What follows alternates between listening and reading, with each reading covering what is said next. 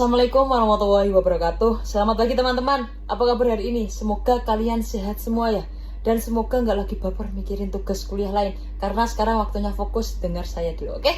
Nah, sebelum mulai saya mau tanya dulu nih. Pernah nggak kalian chat WhatsApp ke dosen atau ke atasan, terus baru sadar ternyata kirimnya belum pakai salam, belum pakai titik koma, dan ujung-ujungnya di read doang berjam-jam. Nah, itu dia contoh nyata komunikasi yang kurang efektif. Saking pentingnya komunikasi ini, sampai-sampai nasib chat kita ditentukan oleh cara kita menyampaikan pesan. Nah, atau ini nih, atau kalian sering banget kejadian, contohnya seperti kerja kelompok. Terus salah satu anggota kirim pesan cuman bilang, gas, lanjut aja. Nah, lanjut yang mana? Bagaimana? Deadline kapan? Ujung-ujungnya malah baper satu grup gara-gara pesan kependekan. Nah, itu juga contoh komunikasi yang gagal, walaupun kelihatannya sepele. Nah, di dunia bisnis juga sama persis, cuman levelnya beda jauh. Kalau salah komunikasi di grup kelas, paling cuman bikin baper sama teman. Tapi kalau salah komunikasi di dunia bisnis, bisa-bisa perusahaan rugi miliaran rupiah, kontrak hak batal, reputasi jatuh, bahkan ada yang juga kasus di mana perusahaan besar dunia harus menanggung kerugian luar biasa hanya gara-gara satu pesan yang disalahpahami. Nanti kita akan bahas beberapa contoh. Serem nggak menurut kalian? Maka dari itu, pada kesempatan kali ini saya akan membawakan materi dengan tema komunikasi yang efektif adalah kunci kesuksesan dalam dunia bisnis. Materi ini saya susun cukup lengkap, mulai dari konsep dasar, prinsip-prinsipnya, sampai studi kasus dan tips praktis, supaya benar-benar bisa kita pakai, bukan cuma teori doang, tapi juga bisa jadi bekal kita nanti saat kerja maupun berorganisasi. Yuk, langsung saja kita masuk ke pembahasannya. Selanjutnya kita langsung saja ke materi apa itu komunikasi bisnis. Nah, pertama-tama kita perlu paham dulu apa itu komunikasi bisnis. Komunikasi bisnis adalah proses pertukaran informasi, ide maupun gagasan antara satu pihak dengan pihak lain di dalam lingkungan organisasi atau perusahaan dengan tujuan mencapai target bisnis tertentu, misalnya menjalin kerjasama, menyelesaikan masalah, meningkatkan kinerja tim, atau meyakinkan calon konsumen. Nah, komunikasi bisnis ini tuh terjadi secara internal, misalnya antara atasan dan karyawan atau antar divisi, dan bisa juga secara eksternal, misalnya antara perusahaan dengan klien, investor, media maupun masyarakat luas. Jadi komunikasi bisnis itu cakupannya luas sekali, mulai dari rapat kecil di kantor sampai negosiasi besar lintas negara. Nah, selanjutnya yaitu bagaimana proses komunikasi bisnis terjadi. Supaya lebih paham, kita perlu tahu juga bagaimana proses komunikasi itu berjalan. Secara sederhana ada 5 unsur. Yang pertama, pengirim. Nah, yang pertama ini adalah pihak yang menyampaikan pesan, misalnya manajer yang memberi instruksi kepada karyawan. Nah, yang kedua yaitu pesan, yaitu informasi atau ide yang ingin disampaikan. Yang ketiga yaitu saluran, media yang digunakan misalnya rapat langsung, email, atau video call. Nah, yang keempat yaitu penerima, yaitu pihak yang menerima atau menafsirkan pesan, contohnya seperti karyawan. Nah, selanjutnya terakhir yaitu umpan balik atau feedback, respon dari penerima yang menunjukkan apakah pesan sudah dipahami dengan benar. Nah, di antara proses ini sering muncul yang namanya noise atau gangguan, misalnya gangguan teknis, perbedaan persepsi, atau suasana hati yang kurang baik. Kalau gangguan ini tidak dikelola, pesan bisa berubah makna di tengah jalan, dan disitulah biasanya masalah bisnis mulai muncul. Yaitu mengapa komunikasi efektif menjadi kunci kesuksesan bisnis. Nah, kenapa sih komunikasi penting banget? Nah, karena hampir semua aktivitas dalam bisnis, mulai dari negosiasi, pengambilan keputusan, penjualan, sampai membangun kepercayaan dengan klien, itu semua bergantung pada bagaimana kita menyampaikan dan menerima pesan. Bahkan banyak riset di bidang manajemen menunjukkan bahwa sebagian besar kegagalan proyek dan konflik internal perusahaan itu akar masalahnya bukan karena kurang modal atau kurang strategi, tapi kurang komunikasi yang buruk antar tim. Nah, yaitu seperti membangun kepercayaan atau trust antara perusahaan dengan klien maupun mitra kerja. Nah, meningkatkan produktivitas tim karena instruksi menjadi jelas dan tidak menimbulkan salah paham. Yang ketiga yaitu mempercepat pengambilan keputusan karena informasi tersampaikan secara akurat dan tepat waktu. Nah, nomor 4 yaitu menciptakan citra profesional perusahaan di mata publik maupun konsumen. Nah, yang kelima yaitu mencegah konflik internal yang biasanya muncul akibat miskomunikasi. Yang terakhir yaitu meningkatkan peluang closing dalam penjualan dan negosiasi karena pesan yang meyakinkan disampaikan dengan cara tepat. Selanjutnya yaitu jenis-jenis komunikasi. Nah, komunikasi bisnis juga punya beberapa bentuk yang perlu kita dikuasai semuanya. Bukan cuma satu saja. Yang pertama, komunikasi verbal. Komunikasi verbal itu seperti kita berbicara langsung, presentasi seperti ini nih, atau rapat atau panggilan telepon. Selanjutnya yaitu komunikasi nonverbal, yaitu seperti bahasa tubuh, ekspresi wajah, nada suara, kontak mata yang justru sering lebih berpengaruh daripada kata-kata itu sendiri. Nomor 3 yaitu komunikasi tertulis, seperti contohnya email, laporan, proposal, memo, dan kontrak kerja. Nah, selanjutnya yaitu komunikasi visual, grafik, infografis, presentasi, dan data visual yang mempermudahkan audiens memahami informasi kompleks. Yaitu prinsip 7C komunikasi bisnis yang efektif. Supaya komunikasi bisnis kita efektif, ada prinsip yang bisa kita jadikan pedoman, yaitu prinsip 7C. Saya jelaskan satu persatu. Contohnya komplit, yaitu lengkap. Nah, jadi kita menyampaikan pesan harus memuat seluruh informasi yang dibutuhkan penerima. Contohnya, saat mengundang rapat, sertakan waktu, tempat, dan agenda, bukan cuma rapat jam 10 saja. Selanjutnya yaitu konsistensi, yaitu ringkas. Pesan disampaikan secara singkat, padat, langsung ke inti tanpa bertele-tele. Yang ketiga yaitu consideration, yaitu empati, memperhatikan sudut pandang dan kebutuhan lawan bicara. Yang keempat, concreteness, yaitu konkret, yaitu pesan yang disampaikan itu harus jelas, spesifik, dan didukung data atau fakta, bukan asumsi. Yang kelima yaitu courtesy, yaitu sopan, disampaikan dengan sikap ramah dan menghargai lawan bicara, walau sedang menyampaikan keberatan sekalipun. Yaitu selanjutnya yaitu concreteness, yaitu benar. Informasi itu harus akurat, tata bahasa dan istilah yang digunakan itu harus tepat ya teman-teman. Selanjutnya yaitu clarity, yaitu jelas, pesan mudah dipahami dan tidak menimbulkan makna ganda. Selanjutnya yaitu hambatan. Nah, hambatan dalam komunikasi bisnis. Hambatan bahasa, misalnya perbedaan istilah teknis atau bahasa asing yang tidak dipahami semua pihak. Selanjutnya yaitu hambatan psikologis, seperti rasa canggung, prasangka, atau emosi yang mempengaruhi cara pesan yang diterima. Selanjutnya yaitu hambatan teknis, misalnya jaringan internet yang buruk saat rapat daring atau email yang terlambat atau terkirim. Selanjutnya yaitu perbedaan budaya, terutama pada perusahaan yang memiliki klien maupun mitra dari negara lain. Selanjutnya yaitu informasi berlebih, information overload, yaitu terlalu banyak pesan dalam waktu bersamaan, sehingga hal penting justru terlewat. Jadi kita harus to the point untuk menyampaikan pesan yang ingin disampaikan kepada klien. Yaitu hierarki organisasi yang terlalu kaku sehingga karyawan segan menyampaikan masukan ke atasan. Selanjutnya yaitu etika dalam komunikasi bisnis. Nah, selain teknik, ada satu hal yang tidak kalah penting, yaitu etika komunikasi bisnis. Etika ini yang menjaga supaya komunikasi kita tidak hanya efektif, tapi juga bertanggung jawab dan dapat dipercaya. Contohnya seperti kejujuran. Karena apa? Karena kejujuran itu menyampaikan informasi apa adanya, tidak melebih-lebihkan atau menyembunyikan fakta penting. Yaitu yang kedua yaitu transparansi, yaitu terbuka terhadap informasi yang memang berhak diketahui pihak lain, misalnya kondisi produk atau progres pekerjaan.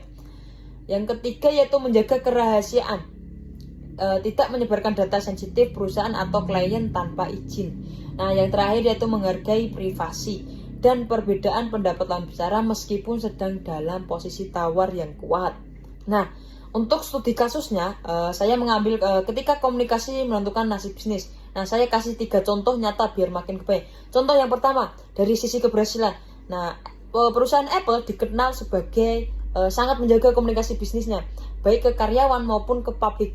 Nah, setiap peluncuran produk selalu disiapkan dengan pesan yang jelas, konsisten dan meyakinkan, sehingga produk mereka selalu ditunggu dan dipercaya konsumennya. Nah, ini membuktikan komunikasi yang efektif dan konsisten mampu membangun loyalitas jangka panjang. Nah, contoh yang kedua nih, dari segi kegagalan, ada kasus terkenal di dunia yaitu kedirgantaraan, yaitu kehilangnya wahana antariksa akibat satu tim menggunakan satuan ukuran yang berbeda dengan tim lain tanpa dikomunikasikan dengan jelas, sehingga terjadi kesalahan perhitungan besar dan proyek senilai jutaan dolar gagal total. Nah, ini salah satu contoh sangat ekstrim, tapi intinya Sama seperti di dunia bisnis-bisnis sehari-hari, yaitu satu informasi kecil tidak dikomunikasikan dengan baik-baik, maka berakibat sangat besar dan itu sangat fatal ya.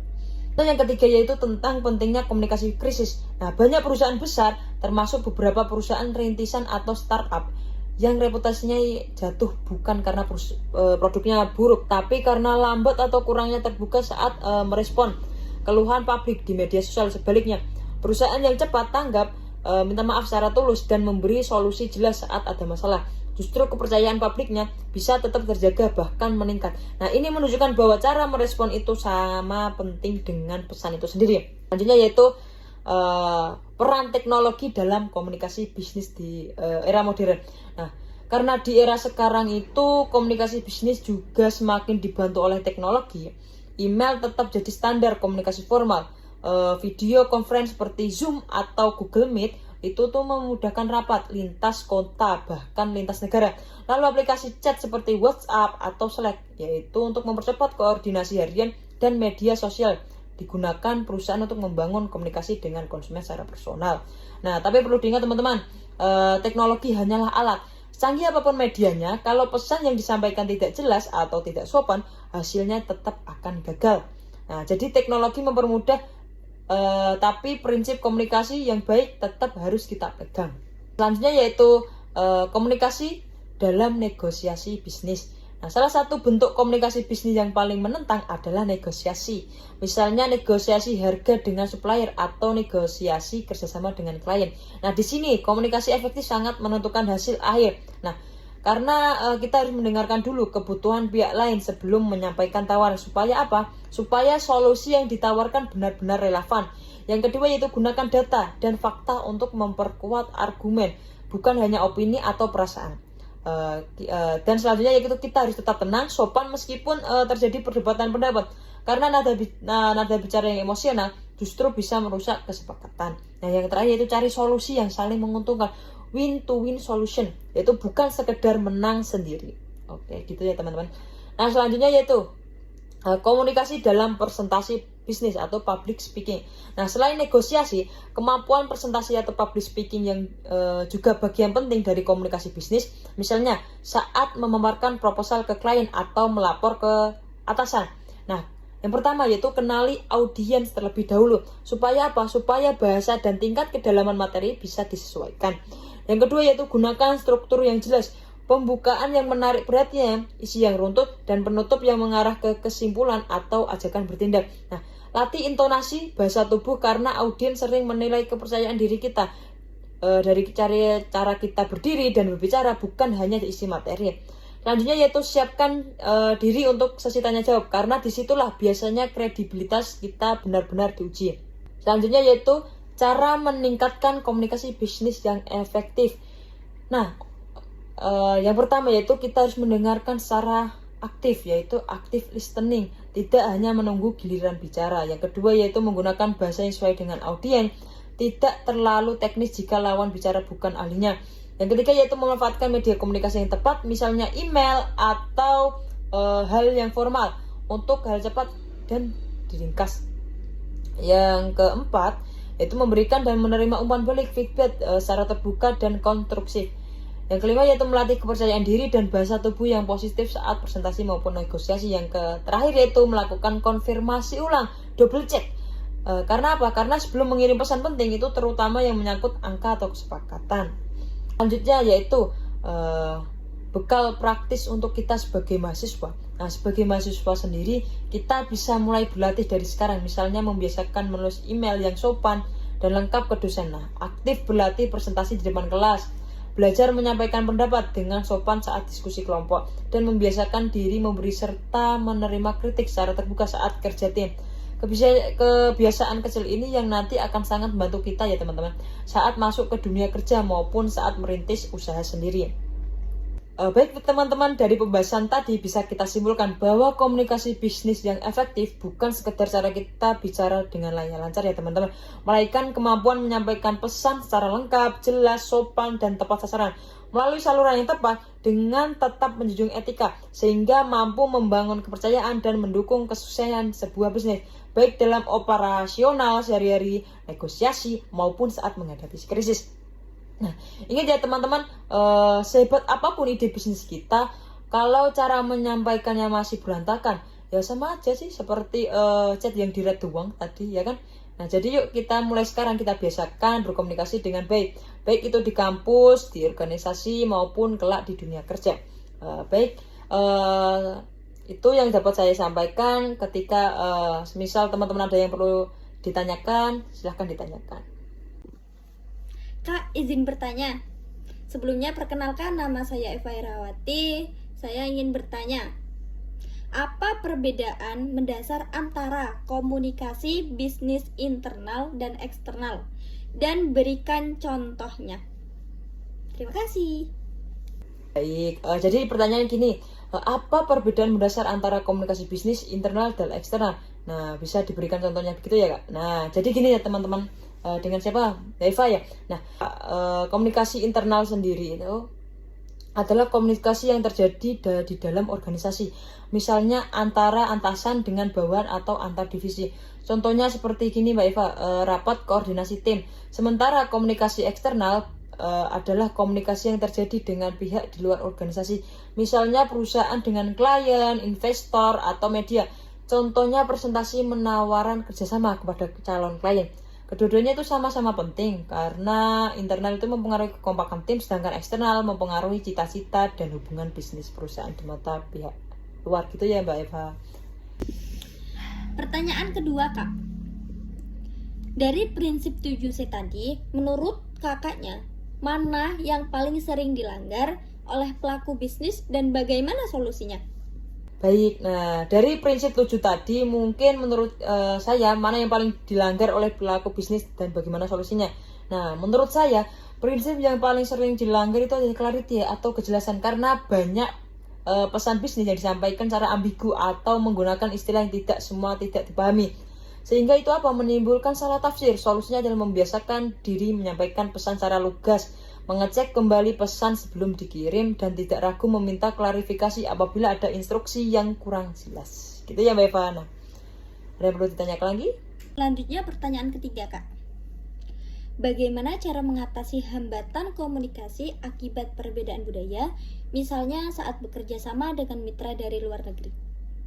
Nah, bagaimana cara mengatasi hambatan komunikasi akibat perbedaan budaya, misalnya saat bekerja sama dengan mitra dari luar negeri? Nah, jadi gini, cara mengatasi antara lain dengan mempelajari terlebih dahulu latar belakang di budaya perusahaan tersebut, kebiasaan dan etika komunikasi bisnis mitra tersebut, menggunakan bahasa yang netral dan menghindari istilah lokal yang sudah dipahami, bersikap terbuka dan tidak terburu-buru menilai, serta jika memungkinkan menggunakan penerjemah atau pihak yang memahami budaya kedua belah pihak agar pesan tersampaikan secara akurat dan tidak menyinggung.